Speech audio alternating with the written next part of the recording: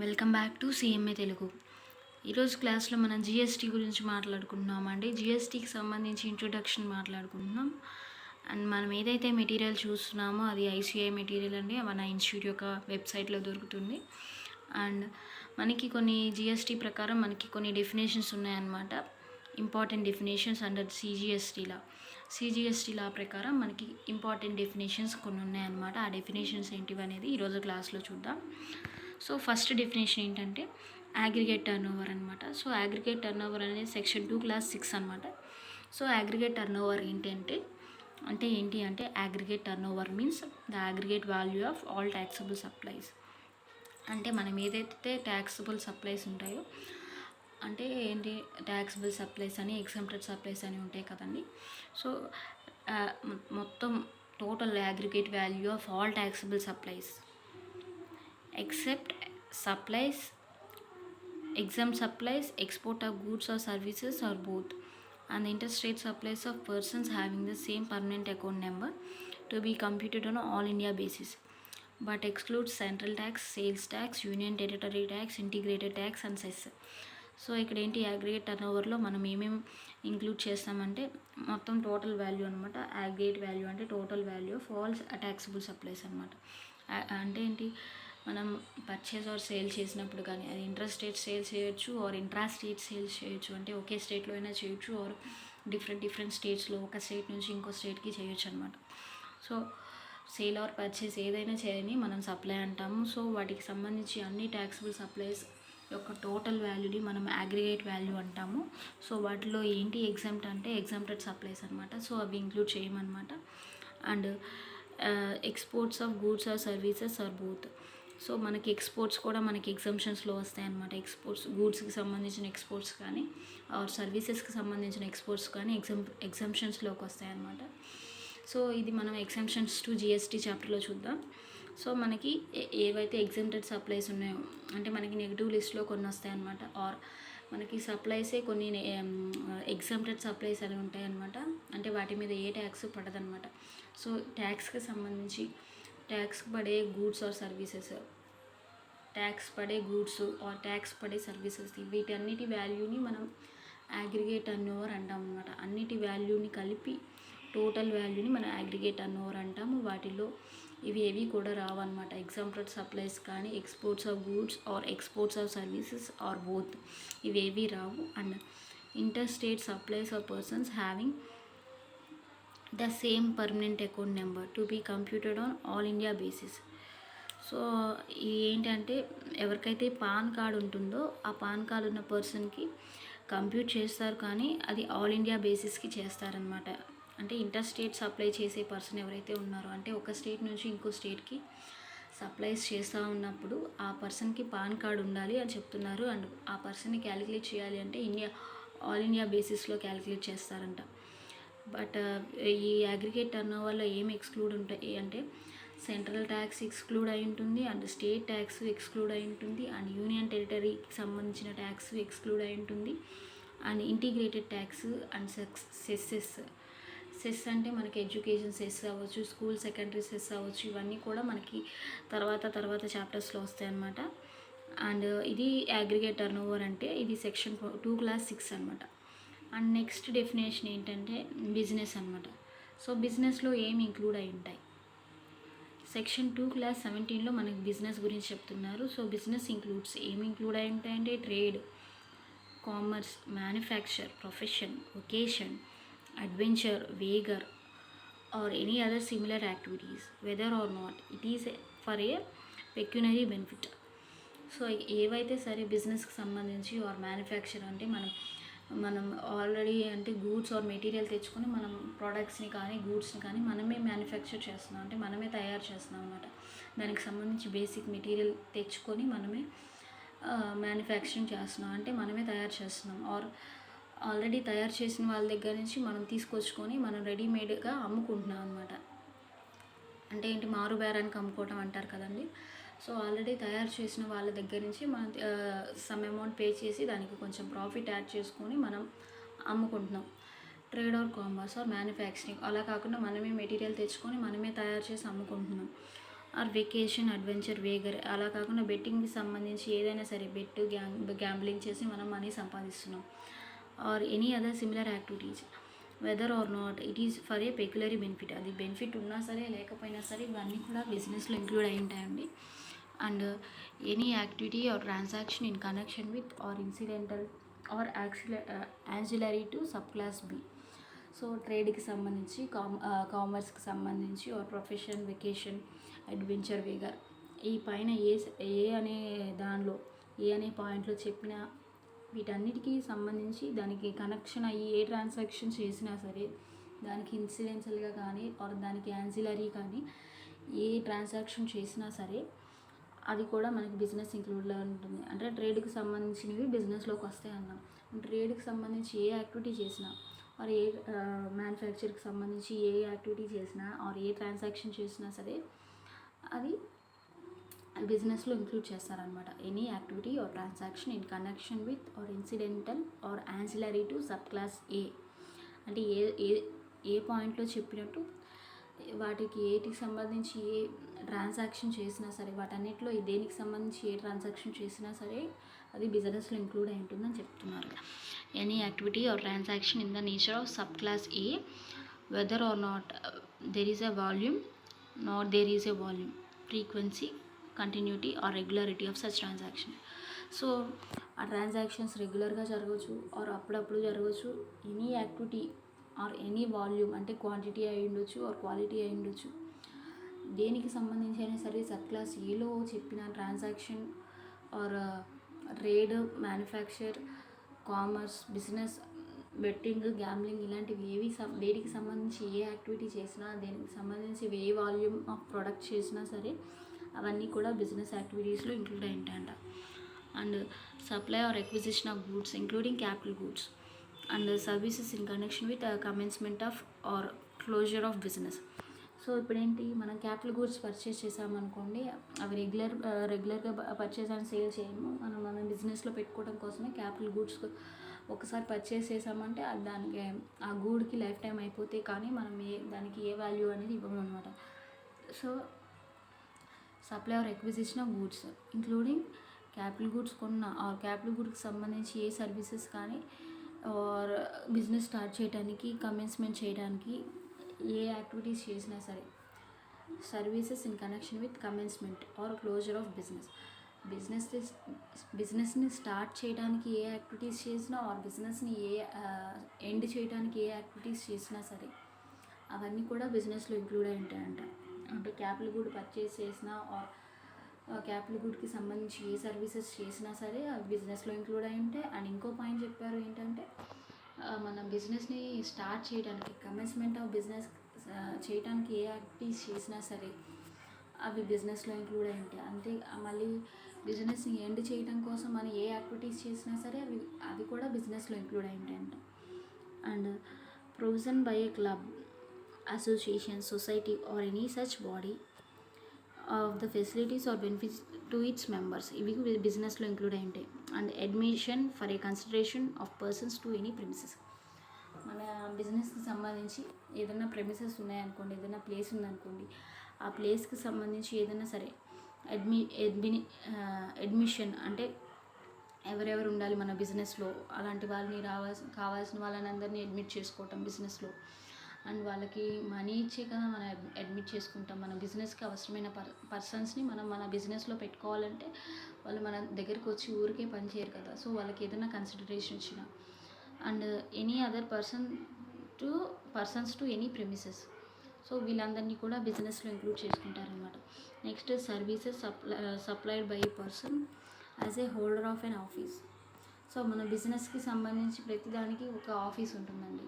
So ఆఫీస్కి సంబంధించి ఏ పర్సన్ ఏ సర్వీసెస్ సప్లై చేసినా సరే మన బిజినెస్లో ఇంక్లూడ్ అయి ఉంటుంది.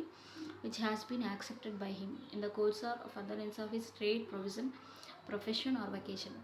సో ఒక పర్సన్ని మన ఆఫీస్లో మన బిజినెస్కి సంబంధించిన ఆఫీస్లో అపాయింట్ చేసాము. సో ఆ పర్సన్కి సంబంధించి ఏ సర్వీసెస్ కానీ or any monetary payments or ఏదైనా సరే బిజినెస్కి సంబంధించి, ట్రేడ్కి సంబంధించి, వెకేషన్కి సంబంధించి జరిగినా సరే ఇవన్నీ కూడా మనం బిజినెస్లో ఇంక్లూడ్ చేస్తాం. And services provide by a race club. So మనకి ఇక్కడ రేస్ క్లబ్కి సంబంధించి ఏ సర్వీసెస్ ప్రొవైడ్ చేసినా సరే by way of totaliser, that is computer that registers bets and divides the total amount bet among those who won. So మనకి క్లబ్బులు ఉంటాయి కదండి, క్లబ్లో మనకి ఎక్కువగా బెట్టింగ్ కానీ గ్యాంబ్లింగ్ కానీ పేకాట ఇలాంటివన్నీ జరుగుతూ ఉంటాయి. సో ఎవరైతే గెలుచుకున్నారో ఒకళ్ళే గెలుచుకోరు కదా, అక్కడ క్లబ్లో డిఫరెంట్ యాక్టివిటీస్ జరుగుతుంటాయి, డిఫరెంట్ గేమ్స్ ఆడుతూ ఉంటారు. సో టోటల్ అమౌంట్ని మనం డివైడ్ చేస్తాం అనమాట. ఎవరైతే గెలిచారో వాళ్ళందరికీ ఇవ్వటం కోసం టోటల్ బెట్ అమౌంట్ని మనం ఎవరైతే గెలిచారో వాళ్ళకి ఇవ్వటం కోసం డివైడ్ చేస్తూ ఉంటాం అనమాట. సో అలా డివైడ్ చేసేటప్పుడు ఏవైతే సర్వీసెస్ మనకి రేస్ క్లబ్ ఉంటాయి కదండి, అంటే హార్స్ రేసెస్ అవ్వచ్చు, ఇంకేదైనా సరే రేస్ క్లబ్స్ ఉంటాయి కదండి, ఆ రేస్ క్లబ్స్ ఏ సర్వీసెస్ అయినా సరే ప్రొవైడ్ చేశారనుకోండి, ఏ సర్వీసెస్ అన్నీ కూడా బిజినెస్లో ఇంక్లూడ్ చేస్తారండి. And or a licence to bookmaker in such club. So మనకి క్లబ్లో బుక్ మేకర్స్ కూడా ఉంటారండి. సో లైసెన్స్ తీసుకొని క్లబ్బుల్లో ఇలా బుక్స్ అనేవి తయారు చేస్తుంటారనమాట బుక్ మేకర్ అంటే. సో అలాంటి సర్వీసెస్ కూడా మనకి బిజినెస్లో ఇంక్లూడ్ చేస్తారు. And with effect from 1st February 2019, activities of race club including by way of totaliser or a licence to bookmaker or activities of a licence bookmaker in such book. So ఇవన్నీ కూడా మనకి 1st February నుంచి వచ్చాయన్నమాట. మనకి amendment లాగా రావచ్చు, ఏ రీజన్లో అయినా రావచ్చు అనమాట. సో బుక్ మేకర్ లైసెన్స్ ఉన్న బుక్ మేకర్కి సంబంధించిన సర్వీసెస్ కానీ ఆర్ రేస్ క్లబ్ యాక్టివిటీస్ కానీ ఇవన్నీ కూడా బిజినెస్లో ఇంక్లూడ్ చేస్తారని చెప్పి 1st February 2019 నుంచి చెప్తున్నారు. అండ్ లాస్ట్ పాయింట్ వచ్చేసరికి బిజినెస్లో any activity or transaction undertaken by central government or state government or any local authority in which they are engaged as public authorities. So ఇక్కడ ఏంటి, ఏ యాక్టివిటీ అయినా సరే సెంట్రల్ గవర్నమెంట్ కానీ స్టేట్ గవర్నమెంట్ కానీ or local authority కానీ మన బిజినెస్కి సంబంధించి ఏ యాక్టివిటీ చేసినా సరే గవర్నమెంట్ ఇన్వాల్వ్ అయిందనమాట మన బిజినెస్లో. సెంట్రల్ గవర్నమెంట్ కానీ స్టేట్ గవర్నమెంట్ కానీ లోకల్ అథారిటీ కానీ సరే మన బిజినెస్ యాక్టివిటీస్లో ట్రాన్సాక్షన్స్లో ఇంక్లూడ్ అయ్యింది. సో అవి కూడా మన బిజినెస్లో ఇంక్లూడ్ చేస్తారనమాట. Any activity or transaction undertaken by central government or state government or any local authority in which they are engaged as public authorities. Note ఏంటంటే ఇక్కడ ఒక నోట్ ఇచ్చారండి.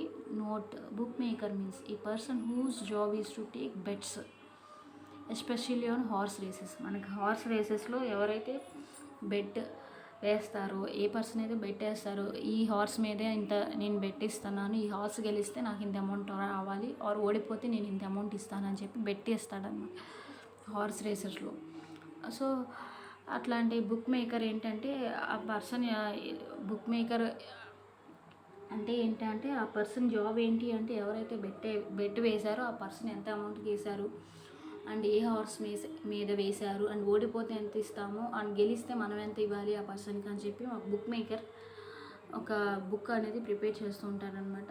ఈ person whose job is to take bets, calculates odds and pay out winnings, the manager of a betting shop అనమాట. So bookmaker అంటే betting షాప్కి సంబంధించి manager లాంటి వాడు అనమాట. సో బుక్ మేకర్ ఒక బుక్ ఎప్పుడు మెయింటైన్ చేస్తూ ఉంటాడు. దేని గురించి మెయింటైన్ చేస్తాడు అంటే మన హార్స్ రేసెస్ ఇవన్నీ మెయింటైన్ చేసేటప్పుడు మనం ఎంతైతే బెట్ వేసామో అండ్ మనం ఎంతైతే విన్ అయ్యామో అండ్ ఏ హార్స్ మీద ఎంత బెట్ కట్టామో అండ్ ఓడిపోతే ఎంత ఇవ్వాలి, గెలిస్తే ఎంత తీసుకోవాలి, ఇవన్నీ కూడా బుక్ మేకర్ మెయింటైన్ చేస్తూ ఉంటాడనమాట. అండ్ మన బెట్టింగ్కి సంబంధించి బుక్ మేకర్ అనేవాడు మేనేజర్ లాంటి వాడు అనమాట. సో ఈ యాక్టివిటీస్, ఈ సర్వీసెస్ ఇవన్నీ కూడా బిజినెస్లో ఇంక్లూడ్ చేస్తారు. And as per CGST Act 2018 business includes. So అది అయిపోయిందండి. ఇవన్నీ కూడా బిజినెస్లో ఇంక్లూడ్ చేశాం కదా. ఇవన్నీ ట్రేడ్ యాక్టివిటీసు, వాడికి సంబంధించిన యాక్టివిటీసు ఇవన్నీ కూడా మనం బిజినెస్లో ఇంక్లూడ్ చేసాం. CGST అమెండ్ అయిన దాని ప్రకారం అయితే బిజినెస్ అంటే ఏంటి, మన అమెండ్మెంట్ జరగక ముందు జరిగిన తర్వాత అని ఉంటుంది కదండి.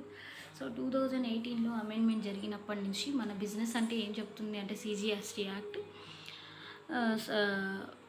Section 2 Clause 18 business vertical means A distinguishable component of an enterprise that is engaged in the supply of individual goods or services or a group of related goods or services which is subjected to risk and returns that are different from those of other business verticals. So ఇక్కడ ఏం చెప్తుందంటే ఒక differences లాంటిది అనమాట. అంటే ఏంటి, goods are సర్వీసెస్కి సంబంధించి మన ఏదైతే ఎంటర్ప్రైజ్ ఉందో ఆ గూడ్స్కి సంబంధించి సపరేట్ అనమాట. అంటే a distinguishable component of enterprise business vertical అనేది ఒక డిస్టింగ్విషబుల్ కాంపోనెంట్ అనమాట of an enterprise that is engaged in the supply of individual goods or services. So business vertical అంటే ఏంటి అంటే individual goods and individual services అంటే ఏంటి, దేనికి అది సపరేట్ అనమాట. Or group of related services or group of related goods అనమాట. So ఏంటి, ఇండివిజువల్గా అయినా బిజినెస్ వర్టికల్ ఏం చెప్తున్నారు అంటే డిఫరెన్సెస్ లాగా డివైడ్ చేసి సపరేట్ చేసి చెప్తున్నారు అనమాట. డిస్టింగ్విషబుల్ కాంపోనెంట్ అంటే కాంపోనెంట్ లాగా అంటే బిజినెస్ వర్టికల్లో ఏం చెప్తున్నారంటే గూడ్స్ అనేవి ఇండివిజువల్గాను చేస్తారు, సర్వీసెస్ ఇండివిజువల్ చేస్తారు. అలాగే అదే గూడ్స్ని group of related goods or group of related సర్వీసెస్గాను చేస్తారనమాట. అండ్ వాటిలో ఎప్పుడు కూడా రిస్క్ అండ్ రివార్డ్స్ ఉంటాయి అన్నమాట. అండ్ రిస్క్ అండ్ రిటర్న్స్ ఉంటాయి. ఒకవేళ మనం ఏదైనా రిస్క్ అయ్యామనుకోండి, మనం చాలా లాస్ అయిపోతాం. రిస్క్లో పెట్టుంటే లాస్ అయినా జరగవచ్చు ఆర్ ఎనీ రిటర్న్స్ అయినా మనకు వస్తాయి అన్నమాట. ఒక హార్స్ మీద మనం బెట్ కడితే ఒక్కసారిగా మనం కోటీశ్వరుడు అయిపోవచ్చు. అలా కాకుండా ఒక హార్స్ మీద బెట్ కట్టడం వల్ల ఎంత కోటీశ్వరుడు అయినా సరే జీరోకి పడిపోవచ్చు అనమాట. సో దాంట్లో ఎప్పుడు కూడా రిస్క్ అండ్ రిటర్న్స్ ఉంటాయంట.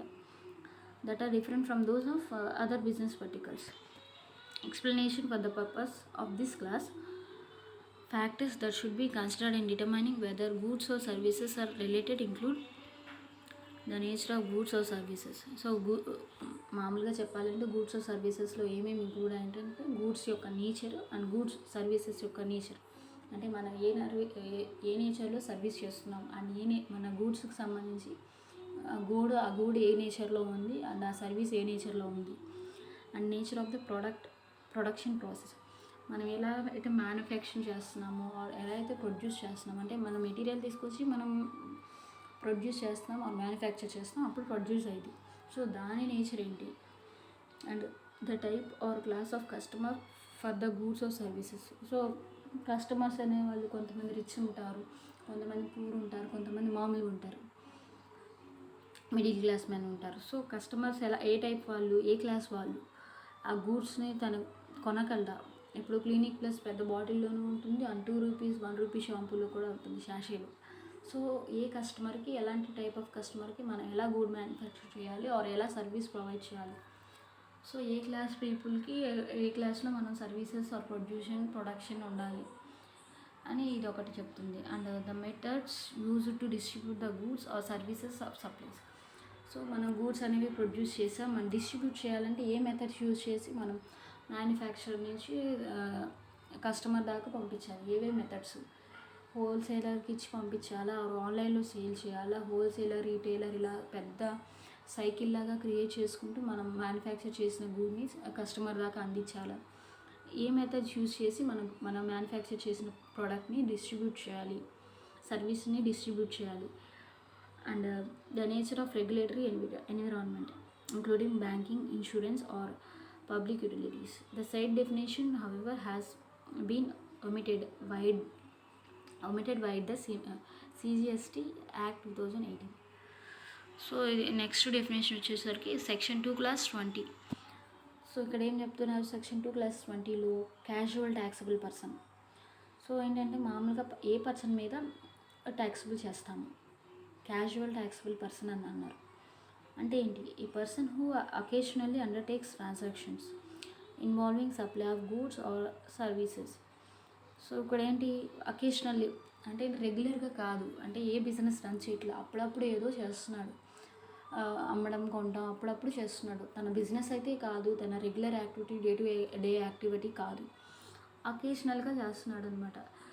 So the person who occasionally undertakes transactions involving supply of goods or services or both and the course or furtherance of business. మన బిజినెస్ ఇంప్రూవ్మెంట్ చేయడం కోసం కావచ్చు ఆర్ ఏ రీజన్తో అయినా సరే ఫర్దరెన్స్ ఆఫ్ బిజినెస్ కోసమైనా కావచ్చు, ఆ పర్సన్ అకేషనల్లీ అప్పుడప్పుడు మాత్రమే చేస్తున్నాడు, నాట్ రెగ్యులర్గా చేయట్లేదు, అప్పుడప్పుడు చేస్తున్నాడు. గూడ్స్కి సంబంధించి సర్వీసెస్కి సంబంధించి సప్లైస్ చేస్తున్నాడు. సో ప్రిన్సిపల్గా అయినా చేస్తాడు ఆర్ ఏజెంట్గా అయినా చేస్తున్నాడు ఆ person, whether as a principal, agent or in any other capacity in the state or union territory where he is no fixed place of business. So ఇక్కడ ఏంటి, తనకి ఏ ఫిక్స్డ్ ప్లేస్ ఆఫ్ బిజినెస్ అంటే ఏం లేదు. సో నా business అనేది ఈ ప్లేస్లో ఉంటుంది అని చెప్పడానికి లేదు. సో ఈరోజు ఇక్కడ ఉంటే రేపు ఎక్కడ ఉంటాడో తెలియదు. సో తన బిజినెస్ ప్లేస్ ఎప్పుడు కూడా ఫిక్స్డ్గా లేదు. సో అలాంటి పర్సన్కి మనకి ట్యాక్స్బుల్ చేయాలి అంటే క్యాజువల్ ట్యాక్స్బుల్ పర్సన్ అని చెప్పి నేమ్ ఇచ్చి అతనికి ఎలా అయితే క్యాలిక్యులేట్ చేస్తారో అలా క్యాలిక్యులేట్ చేయాలన్నమాట. ఒక పర్సన్కి ఒక పర్టికులర్ ప్లేస్ ఉంది, అక్కడే బిజినెస్ చేస్తూ ఉన్నాడు అనుకోండి, ఇట్లా రిజిస్టర్ అవ్వాలి, నీ ఇన్కమ్ ఇంత ఉంది, సో లేకపోతే ఇంత లిమిట్ నీ ఇన్కమ్ వచ్చిన తర్వాత నువ్వు రిజిస్టర్ అవ్వాలి, తర్వాత ట్యాక్సిబుల్ చేయాలి, జిఎస్టీ ఇంత ఇవ్వాలి, ఇంత ఇవ్వాలి, ఇన్ని రేట్ ఇవ్వాలని చెప్పొచ్చు. అలా కాకుండా ఈరోజు ఈ ప్లేస్లో ఉంటున్నాడు, రేపు ఇంకెక్కడో ఉంటున్నాడు. సో ప్లేస్ ఆఫ్ బిజినెస్ అనేది తనకి ఫిక్స్గా లేదు. సో అలాంటి పర్సన్ని మనం ట్యాక్సిబుల్ చేయాలి అంటే ఊరిక casual taxable person or he is occasionally undertakes a business. So అప్పుడప్పుడే చేస్తున్నాడు బిజినెస్, డైలీ చేయట్లేదు, రెగ్యులర్ చేయట్లేదు. తన మెయిన్ సోర్స్ ఆఫ్ ఇన్కమ్ అనేది ఈ బిజినెస్ కాదు. తను ఏదో జాబ్ చేస్తున్నాడు, ఏదో పార్ట్ టైంగా కావచ్చు, లేకుంటే అప్పుడప్పుడు ఏదో ప్రాబ్లం వల్ల ఏ రీజన్ వల్ల అయినా సరే ఇలా అన్ఆక్యుపేషన్గా చేస్తున్నాడు, అకేషనల్గా చేస్తున్నాడు తన business. And he has no fixed place of business. So మనం ఆ పర్సన్ ఎలా ట్రీట్ చేస్తామంటే క్యాజువల్ ట్యాక్సిబుల్ పర్సన్. సో ఇది అనమాట క్యాజువల్ ట్యాక్సిబుల్ పర్సన్ యొక్క డెఫినేషన్. అండ్ ఇది సెక్షన్ 2 క్లాస్ 20 అనమాట. అండ్ సెక్షన్ 2 క్లాస్ 30 2 క్లాస్ 30లో ఏం చెప్తున్నారు అంటే composite supply. So 2 clause 30 composite supply అంటే ఏంటి, means a supply made by a taxable person to a recipient consisting of 2 or more taxable supplies of goods or services or both. ఇప్పుడేంటి, ఎవరైతే మనకి supply చేస్తున్నారో ఆ పర్సన్ ఎప్పుడు కూడా taxable person అయి ఉండాలి. అండ్ ఆ ట్యాక్సిబుల్ పర్సన్ ఒక రిసిపియంట్కి సప్లైస్ చేస్తున్నాడు.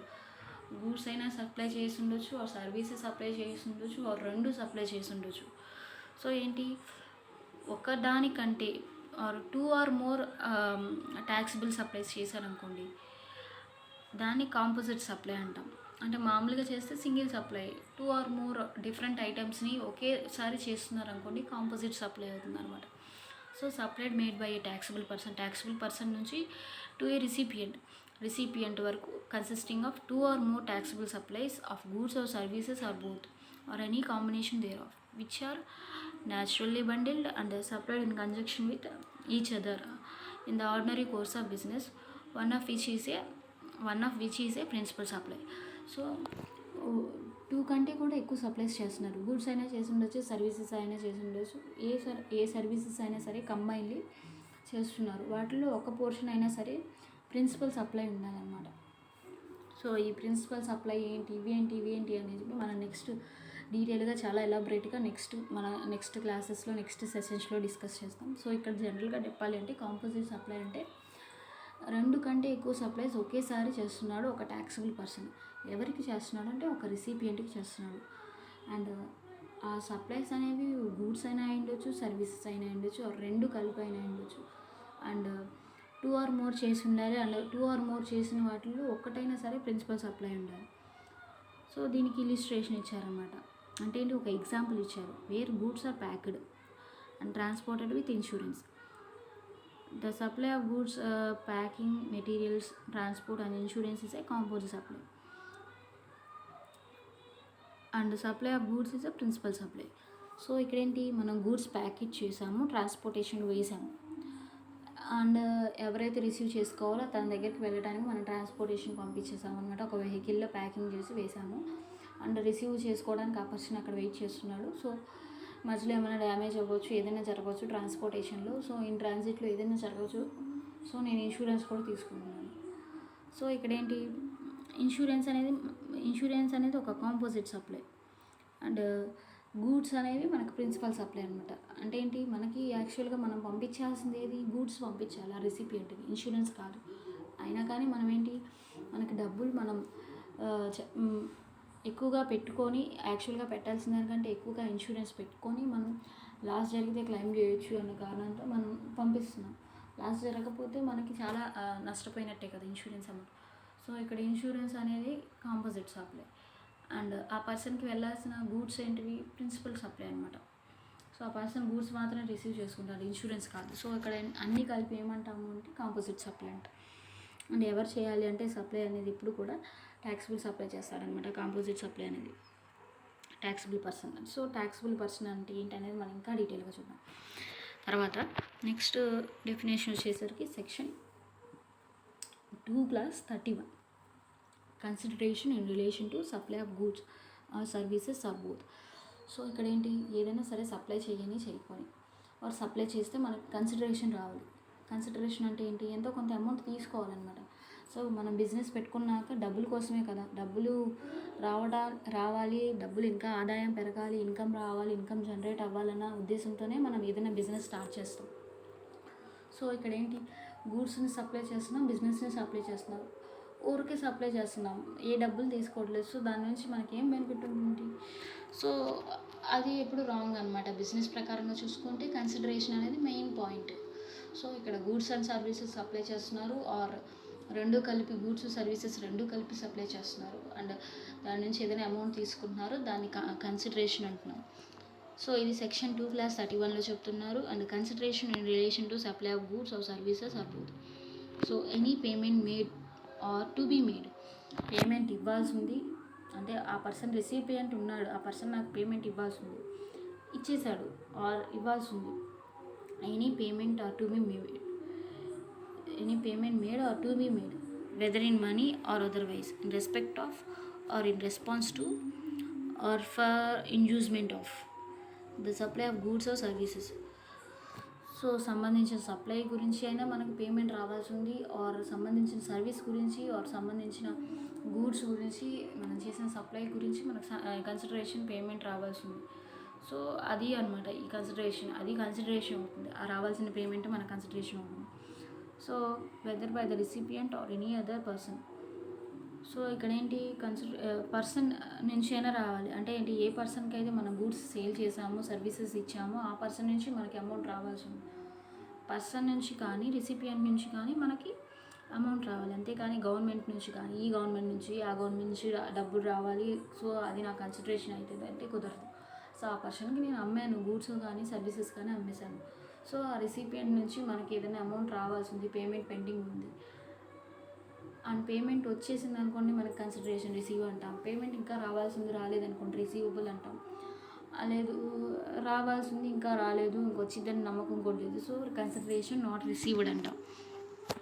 సో కన్సిడరేషన్ అనేది not include any subsidy given by central government or state government. So ఇక్కడ ఏంటి, మనం గూడ్స్ సర్వీసెస్ సప్లై చేస్తే రిసిపియంట్కి అతని నుంచి మనకు రావాల్సిన పేమెంట్ని కన్సిడరేషన్ అంటాం. అలా కాకుండా సబ్సిడీ మనకి ఏదైనా సెంట్రల్ గవర్నమెంట్ నుంచి కానీ స్టేట్ గవర్నమెంట్ నుంచి కానీ ఏదైనా సబ్సిడీ వచ్చింది.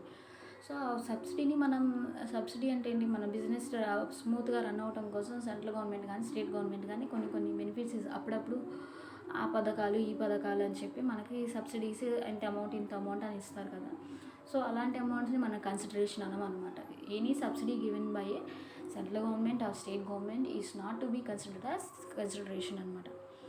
And the monetary value of any act or forbearance in response to or for the inducement of the supply of goods or services or both, whether by the recipient or by any other person, but shall not be include any subsidy given by the central government or a state government. Same point అనమాట. So అక్కడ ఏం చెప్పారు, payment ఇవ్వాలి అని అన్నారు. ఇక్కడ ఏం చెప్పారు, డైరెక్ట్గా మానిటరీ వాల్యూ ఇవ్వాలని చెప్పారు. పైన పాయింట్కి కింద పాయింట్కి ఏం డిఫరెన్స్ అంటే పేమెంట్ ఇవ్వాల్సింది ఇవ్వలేదు, కింద ఏంటి ఇంత మానిటరీ వాల్యూ అంటే ఇంత అమౌంట్ నాకు ఇవ్వాలి అని చెప్పి డైరెక్ట్గా చెప్తున్నారు. ఆ సంబంధించిన పర్సన్కి నేను గూడ్స్ ఆర్ సర్వీసెస్ సప్లై చేశాను, ఆ రిసిపియంట్కి తన నుంచి నాకు ఇంత మానిటరీ వాల్యూ రావాలి, ఇంత మనీ రావాలి అని చెప్పి నేను డైరెక్ట్గా అడుగుతున్నాను అనమాట. సో గూడ్స్ అమ్మాను ఆ పర్సన్ నుంచి, నాకు ఇంత అమౌంట్ రావాలి, సర్వీసెస్ ఇచ్చాను ఆ పర్సన్కి ఇంత అమౌంట్ రావాలని నేను డైరెక్ట్గా చెప్తున్నాను, మానిటరీ వాల్యూ ఇంత రావాలని నేను చెప్తున్నాను. సో ఆ వాల్యూ ఏదైతే ఉందో ఆ వాల్యూని, వచ్చిన వాల్యూని, రావాల్సిన వాల్యూని మనం కన్సిడరేషన్ అంటాం. అంతేగాని సెంట్రల్ గవర్నమెంట్ కానీ స్టేట్ గవర్నమెంట్ కానీ మనకి ఏ రీజన్తో అయినా సరే ఏదైనా సబ్సిడీ ఇచ్చింటే ఆ సబ్సిడీని మనం కన్సిడరేషన్ అనము. Subsidy given by a central government is not to be considered as consideration provided that a deposit given in respect of supply of goods or services or both shall not be considered as payment made for such supplies unless the supplier applies such deposit as a consideration for the said supply. So ఇక్కడ ఏంటి, అక్కడ గూడ్స్కి సంబంధించి కానీ services సంబంధించి కానీ payment ఇవ్వలేదు are ఏదైనా సరే డిపాజిట్ చేశారనమాట. Provided that deposit given in respect of supply of goods services. So మనకి ఒక డిపాజిట్ వేసారనమాట బ్యాంకులో గూడ్స్కి సంబంధించి సర్వీసెస్కి సంబంధించి, దాన్ని ఏమో కన్సిడరేషన్ అనమాట. అంటే ఏంటంటే shall not be considered as payment made for such supplies. So deposit వేసారు కానీ నా ఇన్కమ్ అయితే నాకు రాలేదు. నీ బ్యాంకులో నువ్వు డిపాజిట్ చేసుకున్నావు సర్వీస్ కోసం, ఈ సంబంధించిన సర్వీసెస్కి గూడ్స్ కోసం నేను ఇంత అమౌంట్ అని నీ అకౌంట్లో నువ్వు డిపాజిట్ చేసుకున్నావు, దాని నుంచి నాకేం పేమెంట్ రాలేదు. సో దాన్ని నేను పేమెంట్ లాగా కన్సిడర్ చేయను అనమాట. Shall not be considered as payment. So for such supplies of goods unless the supplier applies such deposit as a consideration for the said supply. So deposit నువ్వు ఏదైతే వేసావో ఆ డిపాజిట్ని నేను కన్సిడరేషన్ అని చెప్పి విత్డ్రా చేసుకోవటం కానీ ఆ కన్సిడరేషన్ని deposit as consideration for the sale supply. మన గూడ్స్ ఆర్ సర్వీసెస్ ఇచ్చినందుకు నువ్వు వేసిన డిపాజిటే నాకు కన్సిడరేషన్ అని చెప్పి నేను అనుకొని విత్డ్రా చేసుకొని తెచ్చుకున్నాను అనుకోండి ఆ కన్సిడరేషన్ని, అప్పుడు నాకు కన్సిడరేషన్ అవుతుంది. కానీ నువ్వు ఏ డిపాజిట్ ఏ సర్వీసెస్ కానీ ఏ డిపాజిట్ ఏ గూడ్స్కి కానీ వేసినా సరే అది కన్సిడరేషన్ అవ్వదు, పేమెంట్ అవ్వదు. ఎవరు, నేను రిసిపియంట్. నువ్వు వేస్తే నేను సప్లయర్ని కాబట్టి నేను ఆ డిపాజిట్ని కన్సిడరేషన్గా ట్రీట్ చేసి కన్సిడరేషను ఫర్ ద సేల్ సప్లైడ్ అంటేనే నాకు అది కన్సిడరేషన్ అవుతుంది. Otherwise it is not consideration to me. So అదనమాట కన్సిడరేషన్ అంటే. సో ఇది సెక్షన్ 2 క్లాస్ 31. అండ్ నెక్స్ట్ క్లాస్లో కంటిన్యూస్ సప్లై ఆఫ్ గూడ్స్ అంటే ఏంటనేది మన నెక్స్ట్ క్లాస్లో నెక్స్ట్ టాపిక్స్ డిస్కస్ చేస్తాం. And thanks for watching. Please like, share, subscribe to my channel CMA Telugu. Please like, share, subscribe to my channel CMA Telugu.